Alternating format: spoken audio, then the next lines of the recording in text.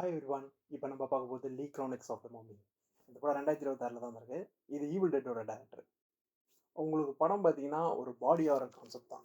நீங்க அட்டாப்சி அது மாரி சம்திங் நெறைய பாடி ஹாரர் கான்செப்ட் இருக்கு. அது மாரி வர இதுல தான். இது மம்மி கொஞ்சம் டிஃப்ரெண்ட்டா இருக்கும் இந்த படம் பார்க்கும்போது. உங்களுக்கு வந்து ஃபர்ஸ்ட்டு கான்செப்ட் எப்படின்னா, ஒரு ஃபேமிலிக்குள்ள ஒரு குழந்தை தொலைஞ்சிரும். அந்த குழந்தை வந்து ஒரு 4, 5 நாள் கழிச்சு கிடைக்கும்போது, ஒரு வேற மாரி ஒரு மாரி ஹாரரிசமா பார்க்குற மாரி ஒரு கிடைக்குது. அதுலருந்து எப்படி மீண்டு வருது அந்த பொண்ணு. அதுதான் அந்த கதை. சிம்பிள் தான் கதை எல்லாமே யூசுவலா. ஆனா அதுல காட்டுற விதம் தான். அதுல போட்டுக்கிற எஃபெக்ட் தான் பயங்கரமா இருக்கும் இந்த படமே. நீங்க அந்த பொண்ண வந்து அவ்ளோ அழகா டிசைன் பண்ணியிருப்பாங்க அந்த படத்துல. இந்த மம்மினா, அந்த மம்மிக்கு ஏத்த மாரி அந்த ஒரு சவப்பெட்டியில அழகா வச்சு அந்த அந்த என்ன சொல்றது? அந்த ஸ்கின்னுக்குன்னலாம் அந்த என்ன ஒரு ரொம்ப நாள் கழிச்சு எப்படி அந்த பொண்ணு உள்ளேயே இருந்த மாரி காட்டுறதெல்லாம் ரொம்ப கஷ்டம். அந்த ஸ்கின்னு இன் டெப்த்தா காட்டுறதெல்லாம் அவ்ளோ அழகா காட்டியிருப்பாங்க.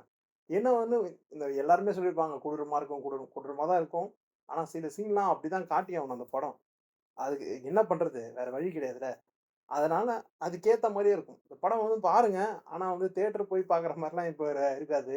நீங்க ஓடிடில வரும்போதே பாருங்க. நல்லாருக்கும் கண்டிப்பா. புதுசா இருக்கும் உங்களுக்கு மம்மி பார்க்கும்போது.